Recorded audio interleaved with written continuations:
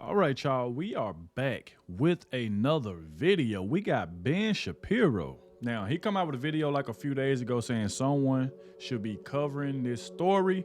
Obviously, they're saying it's about Obama. Where has Obama been hiding from us all these years? We're going to find out about Ben Shapiro. Like I said, make sure y'all hit that like button, subscribe to the channel. Shout out to everybody that's been showing so much support. Everybody that's been leaving positive comments in the comment section. I also want to thank everybody who just clicked on this video for the very first time. I appreciate you as well. Like I said, man, let's dive straight into this video and see what the world is going on with Barack Obama. So let's find out. Well, folks, what if I told you that there was a biographer of Barack Obama who uncovered a bunch of bombshells about him years ago and the media just ignored all those bombshells? Well, that's precisely what happened. There's a massively important interview over at Tablet Magazine, which is a great website that's worth the read. They did an interview with a historian named David Garrow, who wrote a Pulitzer Prize-winning biography of Martin Luther King. And then in 2017, he had a biography of Barack Obama in his early years, and it was called Rising Stars. By all rights, it should have been like a massive hit, this book, because it actually uncovered a bunch of stuff about Obama that the media never would have covered. Like, for example, the fact that in Dreams from My Father, which is almost entirely fictionalized, apparently, according to David Garrow, that when Barack Obama wrote his first memoir, Dreams from My Father, he has an incident where he broke up with a white girlfriend, supposedly because she couldn't understand why he wanted to get in touch with his black identity. And what actually happened is that she broke up with him because he was covering for raving black anti-Semites. Wow. That's what David Garrow uncovered. Media never checked into it. They never found the girlfriend. They never dug into anything remotely related to Barack Obama. By the way, other revelations included in this book were actual handwritten letters from Barack Obama to one of his girlfriends talking about his, and this is a direct quote, repeatedly fantasizing about making love to men. I mean, that's pretty bombshell kind of stuff, no? I mean, pretty wild and salacious.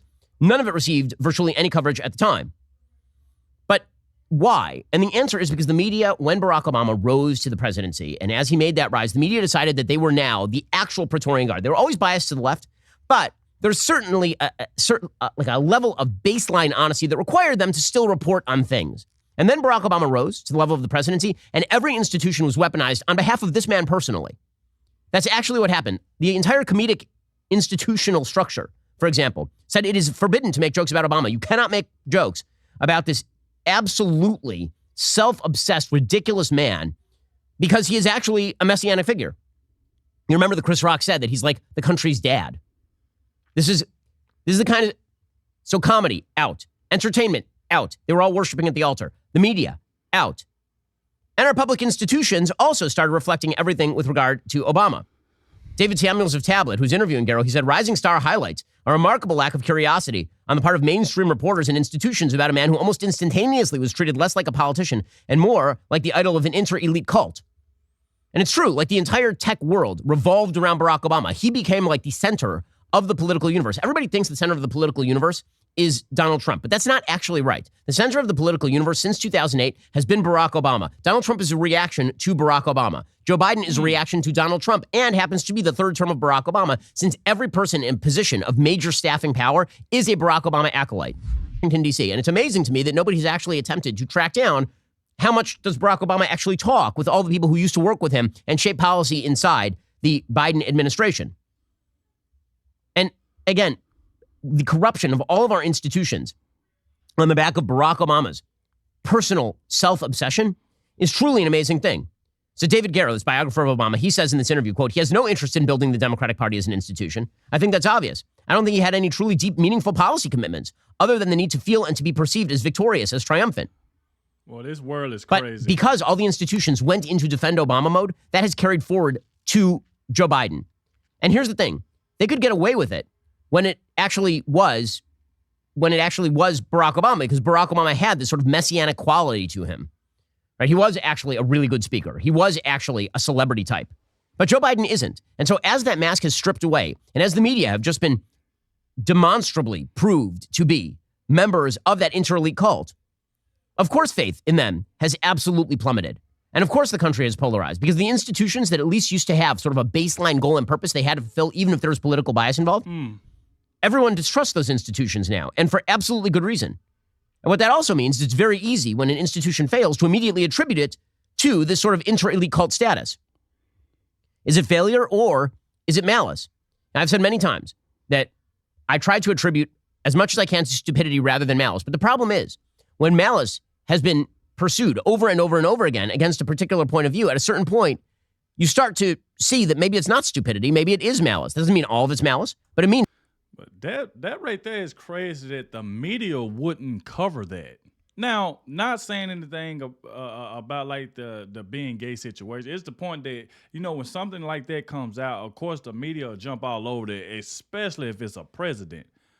Now, I did see like a video or two or somebody was saying that Obama is gay. I seen it, but I was like, I don't know if it's true or not.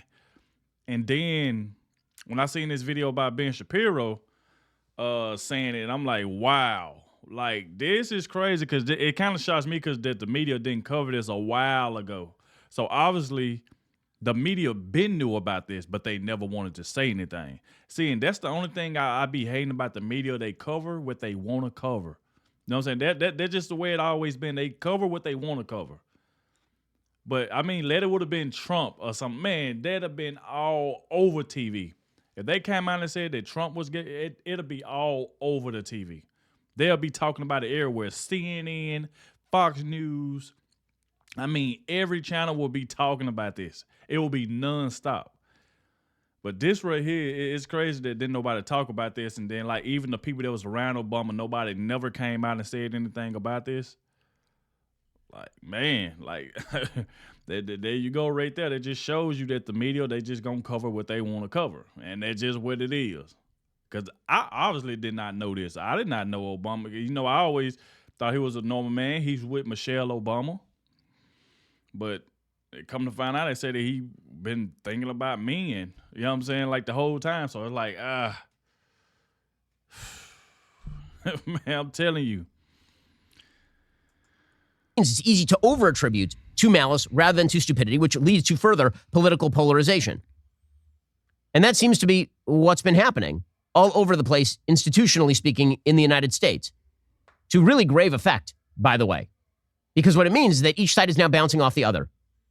Republicans are reacting to anything Democrats say by saying that if Democrats hate it, we must love it, which is a bad idea. And Democrats are reacting to anything the Republicans say by saying that if Republicans like it, we must hate it.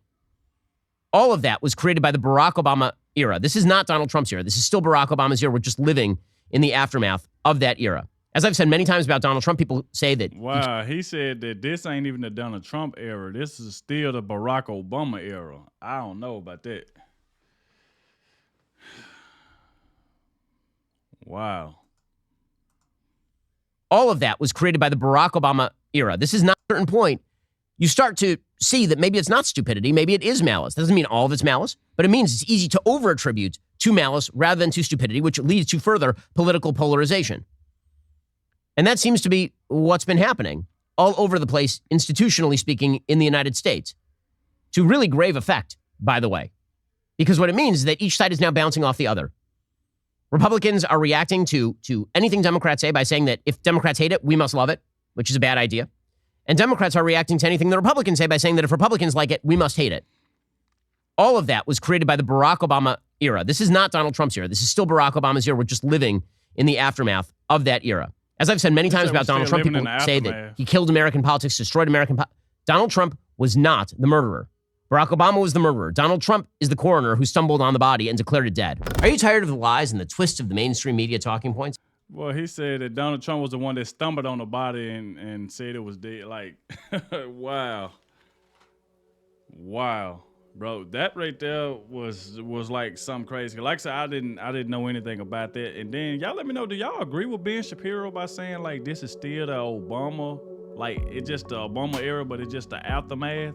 Let me know, do y'all agree with that right there?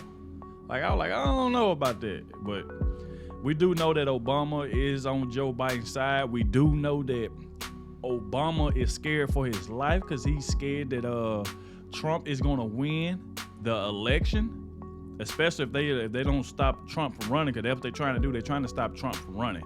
So they trying to throw all these charges on him, put him in jail, trying to do all this stuff because they don't want this man to run, because they already know if he run again, he's going to win. They know that. There's a reason why Obama is scared. That's why he told Joe Biden he was nervous. He knows what's coming. But like I said, y'all get down in the comment section. Let me know what y'all think about this, man. Like I said, this is crazy that the media didn't cover this. Cause like I said, it would have been any other president. They have been talking about it. We all know that. But hey, it's the world we live in. Like I said, make sure y'all hit that like button, subscribe to the channel, and I'll catch y'all in the next one.